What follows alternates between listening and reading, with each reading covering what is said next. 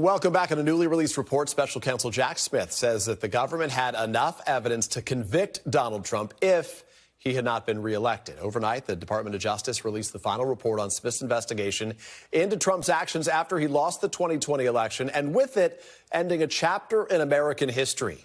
It's 170 pages, this report, and Smith defends the investigation, lays out what he calls Trump's unprecedented criminal effort to hold on to power, including pressuring state officials and his vice president to overturn the 2020 results and knowingly spreading a false narrative about election fraud. Smith writes in part, indeed, but for Mr. Trump's election and imminent return to the presidency, the office, his office, assessed that the admissible evidence was sufficient to obtain and sustain a conviction at trial. NBC News Justice reporter Reilly joins me now. So I had a chance to browse through this. You've probably seen a lot more of the 170 pages here. What are the key takeaways? What are the biggest takeaways from this report? Yeah, I mean, basically they think that they could have proven that Donald Trump didn't actually believe the lies that he was spreading. And I think that's really at the core of this, because there was always sort of the back and forth, because, you know, as soon as you put some critical thought or some pressure on any of these claims, they sort of evaporate. They fall apart. They're just not sustainable. They're not any serious arguments. They're not something that would fall. Obviously, the campaign fell apart in court repeatedly after time and again. Right. So the question was, did Donald Trump actually believe all of this?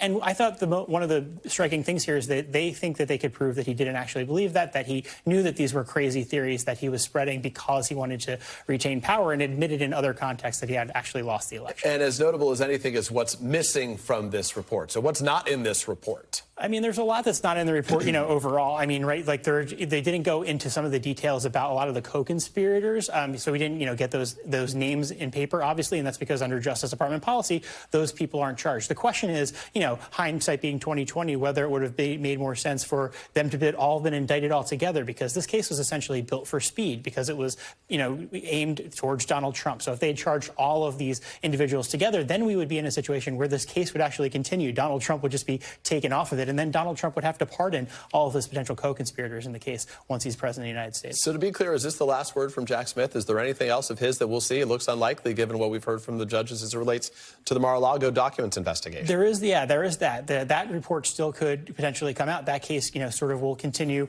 ongoing, although it's been dismissed by the Trump-appointed judge in this case. Eileen Cannon has pretty much sided with Donald Trump at every step of the way.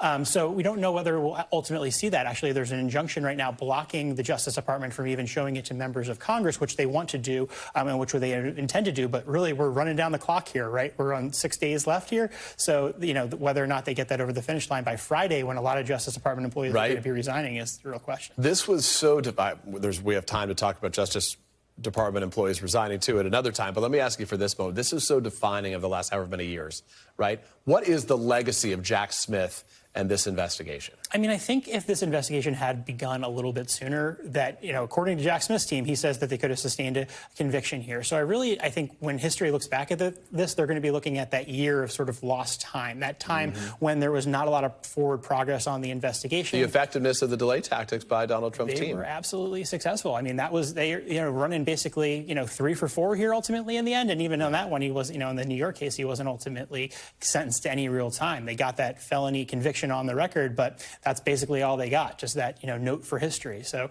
I think that, laying out the record is really ultimately was what was important to Jack Smith's team in the end, and laying out, the evidence that they obtained about what Donald Trump did after he lost the 2020 election. And your reporting has been tip of the spear on all this from the start. Ryan, appreciate it very much. Thank you.